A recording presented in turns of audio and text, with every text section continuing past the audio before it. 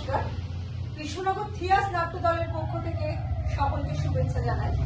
National school of drama আয়োজিত ভারতরঙ্গ মহোৎসবে সকলকে স্বাগত। এখন শুরু হচ্ছে নাটক পঞ্চম বেদ। বাংলা রূপান্তর মলয় ঘোষ, প্রযোজনা কৃষ্ণনগর থিয়াস। নমস্কার।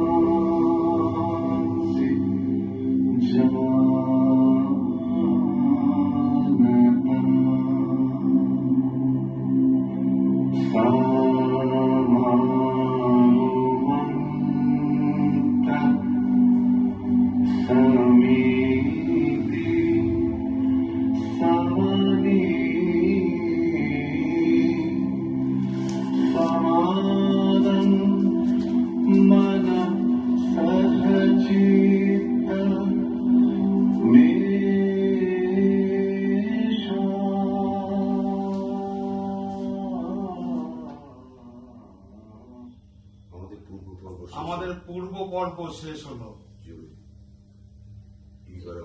এবার আমরা যা শিখেছি সেগুলোকে ভালো করে অনুশীলন করতে হবে।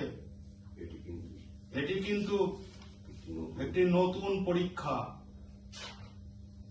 সেই পরীক্ষায় আমাদের কোনো ভুল করা চলবে না।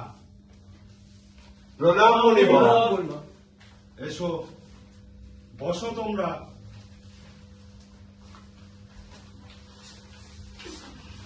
বলো বলো তোমাদের এখানে আসার উদ্দেশ্যটা কি? আপনি নাট্যশাস্ত্র লেখার পর থেকে মনে অনেক প্রশ্নের উদয় হয়েছে। সেই প্রশ্নগুলির উত্তরগুলির সন্ধানে আমরা আপনার কাছে এসেছি। একদম বিনা দ্বিধায় তোমাদের যে মনে প্রশ্নের উদয় হয়েছে সেগুলি এখানে উত্থাপন করো। আচ্ছা গুরুদেব, নাট্যশাস্ত্রের উৎপত্তি কি করে হলো, আর এর উদ্দেশ্যই বা কি? বাহ, খুব ভালো প্রশ্ন তুমি করেছো। এই প্রশ্নটি শুধু নাটকের জন্য নয়, এটি আমাদের জীবনের ক্ষেত্রেও প্রযোজ্য। ত্রেতা যুগের পর মানুষের মনে লোভ বড় বেশি প্রকট হয়ে পড়েছে।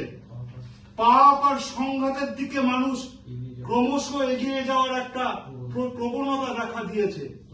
আর ঠিক তখন দেবরাজ ইন্দ্র ব্রহ্মার কাছে প্রার্থনা করেন এমন একটি মাধ্যম তৈরি করতে যাতে তার দৃশ্যমান এবং শ্রবণ শক্তিকে একত্রিত করে মানব জীবনের অর্থ, ধর্ম, কাম, মোক্ষের পথ দেখাতে পারে। ইন্দ্রের এই অনুরোধে স্বয়ং ব্রহ্মা তখন সৃষ্টি করলেন এই নাট্য বেদ, যার প্রায়োগিক নাম হলো নাট্যশাস্ত্র। মুনিবর, আমাদের জ্ঞান তো বেদে সবকিছুই রয়েছে, আর বেদে সবকিছু তো আপনার রহস্যের মধ্যেই আছে, কিন্তু তাছাড়া নতুন করে বেদ আবার তৈরি করার কি প্রয়োজন পড়লো? বেদ তৈরি করার নতুন করে এই জন্যই প্রয়োজন পড়লো যাতে সবকিছু সহজে সমস্ত মানুষের কাছে বোঝানো যায়। মনে রাখতে হবে, একমাত্র নাটকই সেটা পারে সাধারণ মানুষকে শিক্ষা দিতে। আর তাই এই উদ্দেশ্য অর্জনের জন্যই স্বয়ং ব্রহ্মা সৃষ্টি করলেন এই চারটি বেদকে একত্রিত করে নাট্যবেদ। চারটি বেদের তত্ত্ব ও উপাদানগুলি নিয়ে কি করে নাট্যবেদ রচিত হলো গুরুদেব? আপনি যদি একটু বিস্তারিত বলেন। বিস্তারিত বলছি।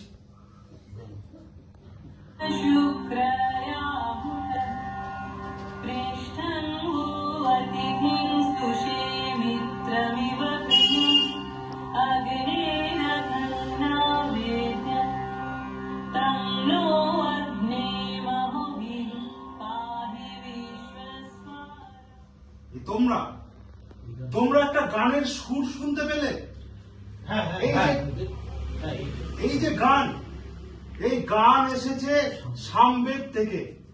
সামবেদ থেকে আমরা পেয়েছি নাটকের গান, আর যজুর্বেদ থেকে আমরা পেয়েছি অভিনয়, আর অথর্ববেদ থেকে আমরা পেয়েছি রস।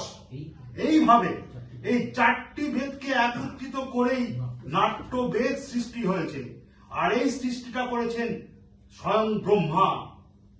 গুরুদেব, আর যে একটা প্রশ্ন ছিল গুরুদেব। বলো। কেবল দেবতাদের জন্যই কি নাটকটা তৈরি করতে হলো গুরুদেব? আরে না না না, তোমার মনে যে সংশয় দেখা দিয়েছে, রাক্ষসদের মনেও সেই একই সংশয় দেখা দিয়েছিল, এবং তারা দেবতা, দানব, মানুষ, রাক্ষস সকলেই নাটক করতে পারে। নাটকের মধ্যে সমস্ত আচার দেখানো আছে।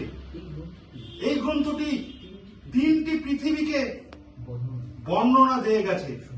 শুধু তাই নয়, দুঃখে যেমন ক্লান্ত ও শোকে জর্জরিত মানুষকে নাটক সকলকে বিশ্রাম দিতে পারে। আর নাটকের মধ্যেই সমস্ত রস, সমস্ত অনুভূতি, সমস্ত শাস্ত্র, সমস্ত শিল্প কলা, সমস্ত কিছু এই নাটকের মধ্যেই আছে। এমন কোনো ক্রিয়া নেই, এমন কোনো গান নেই যা এই নাটকের মধ্যে নেই। আশ্চর্য, সত্যি আশ্চর্য।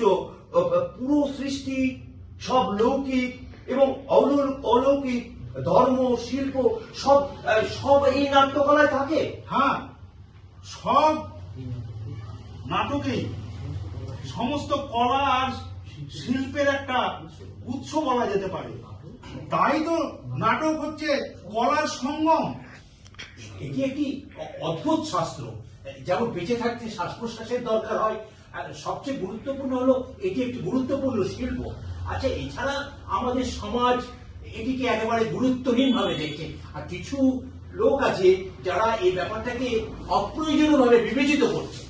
দেখো, আমরা শিল্পী, নীতি নির্ধারক নই। শিল্প নিয়ে আমরা পরীক্ষা নিরীক্ষা করব, নীতি নিয়ে নয়। মনে রাখতে হবে, নাটক কেবল একটি শিল্প, এটি সমাজের একটি আয়না। গুরুদেব, হ্যাঁ বলো। এটি সত্যের মানবতার পথকে কি এগিয়ে নিয়ে যায় গুরুদেব? অবশ্যই। নাটক বর্ণ, ধর্ম, ভৌগোলিক সীমারেখা অবলীলায় অতিক্রম করতে পারে, সমাজের বৈষম্য দূর করতে পারে। এই অনুভূতি নিঃসন্দেহে একটা বিশ্বের মধ্যে একটা অন্য বিশ্ব রূপান্তর করতে পারে। যথার্থ, কোনো সন্দেহ নেই। শিল্প ছাড়া সমাজ, আর একটি শিল্প ছাড়া সমাজ, এটা পশুর সমাজ। এটা একদমই তাই, একদমই তাই। এই তো তোমরা দেখছি সব বুঝতে পেরেছি গুরুদেব। হ্যাঁ, বুঝতে পেরেছো। হ্যাঁ, শিল্প হলো সমাজের একটা গুরুত্বপূর্ণ অংশ। শিল্প আর শিল্পীকে সম্মান দেওয়ার জন্যই এই পঞ্চম বেদের সৃষ্টি। তাহলে বুঝতে পারলাম, সমস্ত বেদের জ্ঞান নিয়েই তৈরি গুরুদেব। সমস্ত বেদের জ্ঞান নিয়েই তৈরি। পঞ্চম বেদ তৈরি গুরুদেব।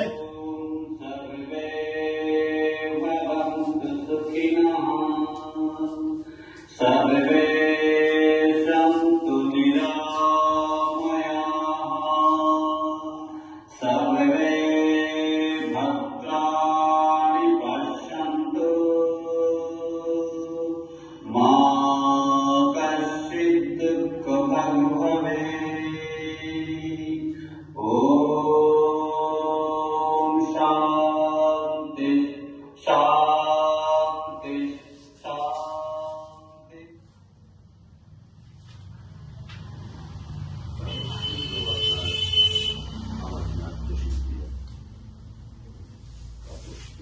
তাপস